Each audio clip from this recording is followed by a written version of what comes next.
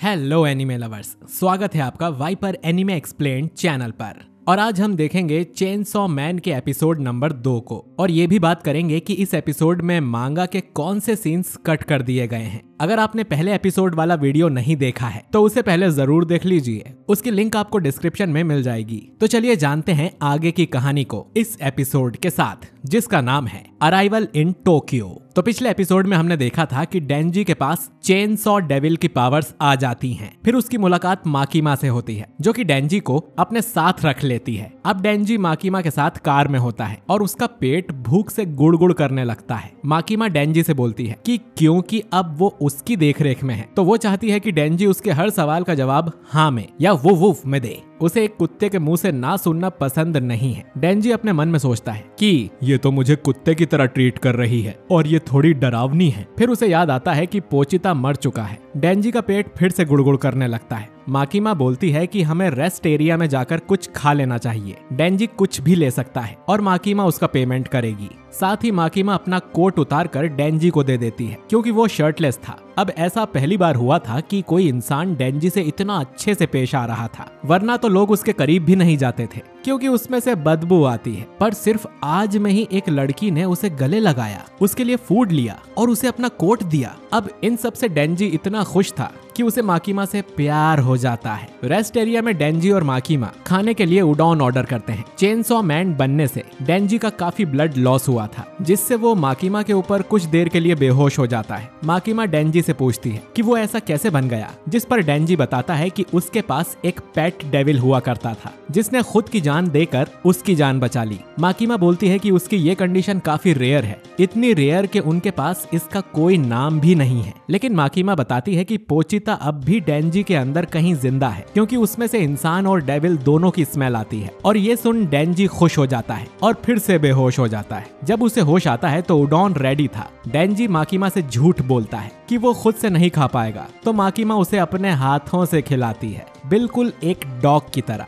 डेंजी फिर सीधा पूछ लेता है कि माकीमा को किस टाइप के लड़के पसंद हैं, और माकीमा थोड़ा सोचकर बोलती है कि डेंजी टाइप के। और ये सुन डेंजी समझता है कि माकीमा भी उसे लाइक करती है। इसके बाद माकीमा डेंजी को डेविल हंटर के हेडक्वार्टर्स में ले जाती है। यहाँ बेसिकली 2 तरह के डेविल हंटर्स होते हैं। पहले हैं सिविलियन हंटर्स, जो कि पार्ट टाइम ही ये काम करते हैं। वो अपनी मर्जी से काम करने का दिन और उन्हें कौन सा डेविल मारना है या पकड़ना है चुन सकते हैं, और डेविल के हिसाब से ही उन्हें पेमेंट दिया जाता है। लेकिन पब्लिक सेफ्टी वाले जो डेविल हंटर्स हैं, वो ये जॉब फुल टाइम करते हैं। उन्हें गवर्नमेंट किसी भी डेविल को मारने भेज सकती है, यानी इनकी जान ज्यादा खतरे में होती है, इसीलिए इन्हें पेमेंट भी बहुत तगड़ी मिलती है। लेकिन डेंजी के दिमाग में तो बस यही चल रहा था कि अगर वो माकीमा के साथ काम करेगा तो उसे जल्द ही वो पटा लेगा। ऑफिस में जाकर माकीमा डेंजी को उसकी यूनिफॉर्म देती है। तभी यहाँ आकी हयाकावा नाम का एक डेविल हंटर आता है, जिसने 3 साल पहले ज्वाइन किया था, और अब डेंजी को आकी के साथ ही काम करना है। ये सुन डेंजी कहता है कि वो माकीमा के साथ काम करना चाहता है। माकीमा उसकी टाई बांधते हुए बोलती है कि अगर डेंजी ने अच्छा काम किया तो किसी दिन वो दोनों साथ में काम जरूर करेंगे। अब आकी डेंजी को लेकर पेट्रोलिंग पर जाता है। डेंजी उससे पूछता है, माकीमा का कोई बॉयफ्रेंड है क्या? ये सुन आकी उसे एक सुनसान गली में ले जाता है और फिर डेंजी को बुरी तरह से पीटने लगता है। आकी डेंजी से कहता है कि वो जॉब छोड़कर चला जाए, क्योंकि जो लोग भी बिना सोचे समझे इस जॉब को लेते हैं वो जल्दी ही मारे जाते हैं। उसके कई साथी जो सिर्फ पैसे कमाने के लिए हंटर्स बने थे, उनकी मौत हो चुकी है। यहाँ सिर्फ वही लोग टिकते हैं जिनके पास एक स्ट्रॉन्ग मोटिव हो। तुमने शायद ये जॉब माकीमा के लिए ली है, तो यहाँ से भाग जाओ। मैं माकीमा से कह दूंगा कि तुम डेविल देखकर डर गए।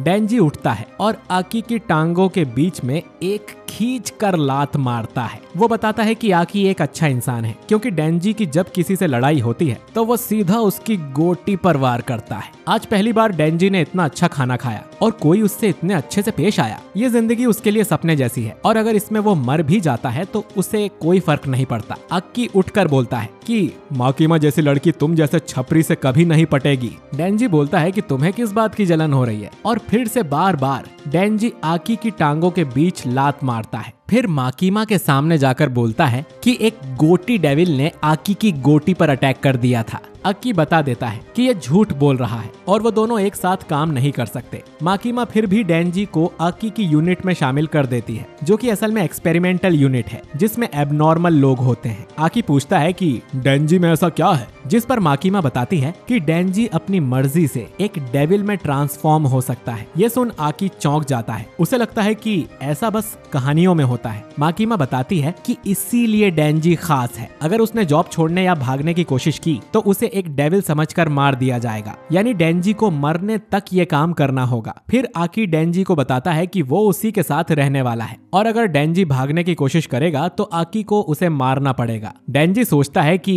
क्या माकीमा एक अच्छी इंसान है। आकी उसे बताता है कि अगर तुम अभी से ऐसा सोचते हो तो उसे भुला दो, वो एक अच्छी इंसान है, उन्होंने मेरी जान बचाई थी। अगली सुबह डेंजी एक ब्रेड के ऊपर 4-5 तरह के जैम, हनी और बटर लगा के खाता है। नहाते समय बहुत शोर करता है और बाथरूम में तो वो सो ही जाता है और आकी उसकी इन सब हरकतों से थोड़ा परेशान हो रहा था। अब एक दिन उन दोनों को एक फील्ड को मारने का मिशन मिलता है। क्योंकि डेंजी कभी स्कूल नहीं गया था तो उसे फील्ड के बारे में नहीं पता। आकी बताता है कि फील्ड डेंजी के बिल्कुल उल्टे होते हैं। उसमें एक डेविल किसी इंसान की लाश पर पूरी तरह से कंट्रोल कर लेता है। डेंजी एक फील्ड नहीं है क्योंकि उसका अपनी बॉडी और पावर्स पे पूरा कंट्रोल है और फील्ड के हेड में ऐसा कुछ तो जरूर होता है जिससे वो पहचान में आ जाते हैं। अब दोनों एक कमरे में जाते हैं जहाँ फील्ड ने एक बूढ़े इंसान की लाश को कंट्रोल में ले लिया था और वो उसकी बर्ड खा रहा था। अक्की डेंजी से कहता है कि चेनसो मैन बनकर उस फील्ड को मार दे, लेकिन डेंजी अपने पास की कुल्हाड़ी से फील्ड का गला काट कर उसे मार देता है। आकी उससे पूछता है कि उसने अपनी पावर्स यूज क्यों नहीं की, जिस पर डेंजी उसे बताता है कि उसने फील्ड पर दया करके उसे आसान मौत दी है। ये सुन आकी बहुत गुस्सा हो जाता है और डेंजी को समझाता है कि फील्ड भी डेविल्स ही होते हैं और उसे उन पर बिल्कुल दया नहीं दिखानी है। आकी की पूरी फैमिली को उसके सामने एक डेविल ने मार दिया था। नीचे जो पुलिस वाले खड़े हैं वो अपने बीवी बच्चों को सेफ रखने के लिए काम करते हैं। सिर्फ डेंजी को छोड़कर सब इस जॉब के लिए सीरियस हैं। डेंजी बोलता है कि अगर कोई ऐसा डेविल है जिससे मैं दोस्ती कर सकता हूँ तो मैं जरूर करूंगा, क्योंकि मेरा कोई दोस्त नहीं है। ये सुन आकी कमरे से चला जाता है। उसके जाते ही हमें पता चलता है कि यहाँ कुछ एडल्ट मैगजीन्स पड़ी हुई हैं और डेंजी चेनसॉ मैन इसीलिए नहीं बना ताकि वो ब्लड से खराब ना हो जाए।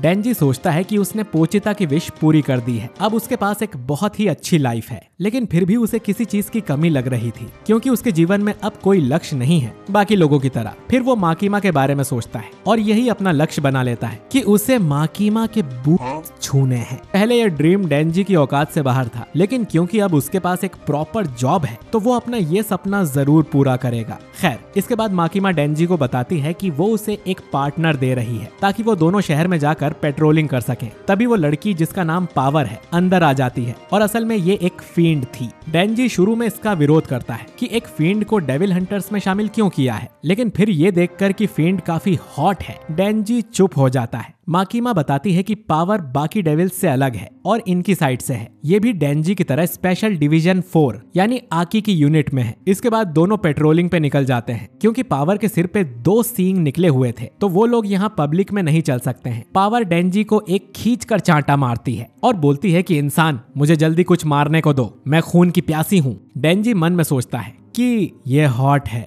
इसीलिए मैं इसे झेल रहा हूँ। सवाल ये है कि मैं अपने हाथ इसके ब्रेस्ट तक कैसे ले जाऊंगा। रास्ते में उन्हें एक पुलिस ऑफिसर मिलता है जिसे डेंजी अपनी पब्लिक सेफ्टी वाली आईडी दिखा देता है। अब काफी देर होने के बाद भी इन्हें कोई डेविल नहीं मिलता। पावर बताती है कि शायद ये उसकी गलती है। फील्ड होने से पहले वो एक खतरनाक डेविल हुआ करती थी जिससे सारे डेविल्स डरते थे, तो वो जरूर पावर की स्मेल से पहले ही भाग जा रहे होंगे। डेंजी सोचता है कि ऐसे तो वो दोनों कुछ कर ही नहीं पाएंगे। डेंजी को याद आता है कि शायद इसीलिए आकी ने उन्हें पार्टनर बनाया है ताकि डेंजी कुछ ना कर पाए और उसे जॉब से निकाल दिया जाए। तभी अचानक पावर को खून की स्मेल आ जाती है और वो दौड़कर उस तरफ जाने लगती है। हम देखते हैं कि वहाँ एक सी कुकुम्बर डेविल था और उसके पास ऑलरेडी एक सिविलियन हंटर मौजूद था। जो कि डेविल को मारने के लिए बैकअप बुला रहा था। तभी पावर बिल्डिंग से छलांग लगा देती है। वो अपने ही ब्लड का यूज करके एक बड़ा सा हथौड़ा बनाती है और उससे डेविल के ऊपर जोरदार वार करती है, जिससे डेविल की तुरंत मौत हो जाती है। चारों तरफ उसका ब्लड हो जाता है और पावर खुश होकर जोरों से हंसने लगती है और ये एपिसोड